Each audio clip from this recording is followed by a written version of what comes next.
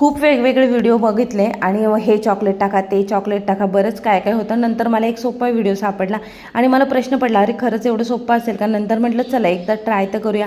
मग ना आधी छोटी बॉटल आणली होती, म्हणजे सिरप पाऊचमध्ये पण बघा हर्षीजचं चॉकलेट सिरप मिळतं, ते आणून ट्राय केलं आणि तेव्हा कळालं की अरे नाही हे छान बनतं.